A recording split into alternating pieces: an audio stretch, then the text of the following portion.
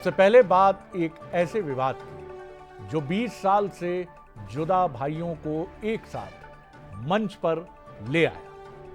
महाराष्ट्र में तीसरी भाषा विवाद के बीच राज और उद्धव ठाकरे एक हो गए। शनिवार को मुंबई में मराठी एकता रैली हुई जिसे नाम दिया गया आवाज मराठी चार, यानी मराठियों की आवाज। इस रैली में महाराष्ट्र और मराठी मानुष के मुद्दे को उठाते हुए ठाकरे बंधुओं ने एक साथ हुंकार भरी। साथ ही महाराष्ट्र और केंद्र सरकार पर जमकर निशाना साधा।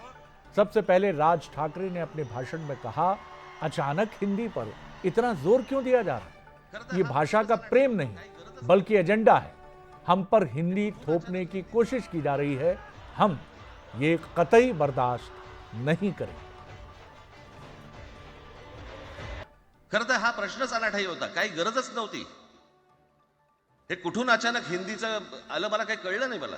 आणि हिंदी कशासाठी हिंदी, कोणासाठी हिंदी? त्या लहान लहान मुलांवरती जबरदस्ती करताय तुम्ही। कोणाला विचारायचं नाही, शिक्षण तज्ञांना काही विचारायचं नाही, कोणाला काही विचारायचं नाही। बस आमची सत्ता आहे, आमच्याकडे बहुमत आहे, आम्ही लादणार। तुमच्या हातात सत्ता असेल ती विधान भवनात,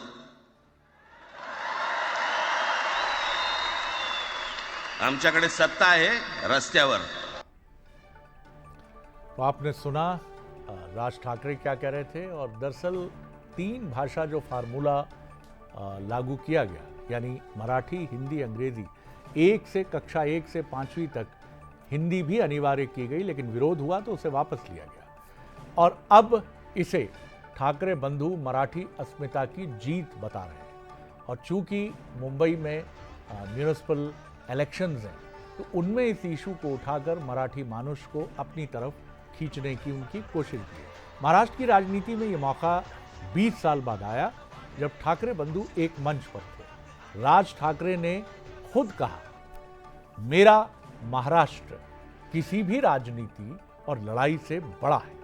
आज 20 साल बाद मैं और उद्धव एक साथ आए हैं।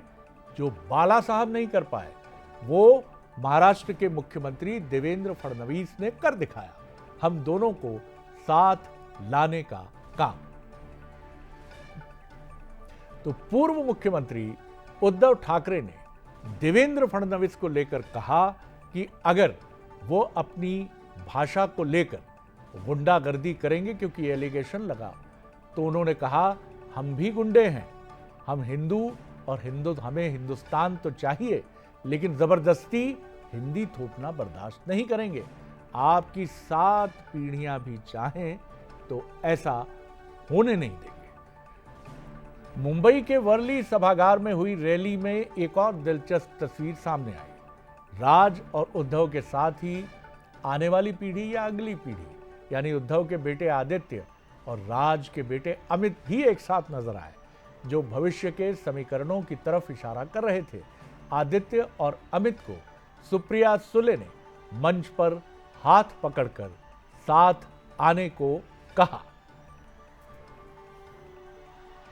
आप देख रहे हैं तस्वीरें, पहले तो शिवाजी और उसके बाद ये आदित्य और उनके साथ हैं राज ठाकरे के बेटे अमित। बीएमसी चुनाव से पहले महाराष्ट्र की बदली सियासत पर सांसद रामदास अठावले का भी बयान सामने आया। उन्होंने कहा कि ठाकरे बंधुओं का साथ आना महाविकास अघाड़ी के लिए एक MUV, जिसे आप एब्रिविएशन में कहते हैं, मुसीबत खड़ी कर सकता है। लेकिन ठाकरे ब्रदर्स का साथ आना एकजुटता है या एक स्ट्रांग बॉन्डिंग है, इसे भी समझने की कोशिश हम करते हैं। ठाकरे ब्रदर्स अपनी खोई हुई जमीन पाना चाहते हैं। उन्हें एक मुद्दे की तलाश थी और मुद्दा दोनों ही दलों के टेम्परामेंट से मैच करता है, यानी मराठी मानुष। इसीलिए हिंदी के इस मुद्दे को उन्होंने उठाया। सियासत के पीछे बीएमसी के चुनाव हैं और वो चाहते हैं कि बेहतर रिजल्ट्स उन्हें मिले। मराठी अस्मिता के नाम पर वो कमबैक करना चाहते हैं। बीजेपी के हिंदुत्व के जवाब में मराठी अस्मिता का नारा दिया गया है। बाल ठाकरे की विरासत को भुनाने की कोशिश है जो ये बात खम ठोक कर कहते थे कि मुंबई मराठी भाषियों का है और इसी तरह महाराष्ट्र पे उनका दावा था और इसके जरिए वो अपने कार्यकर्ताओं को चार्ज करना चाहते हैं। तो ये एक कोशिश है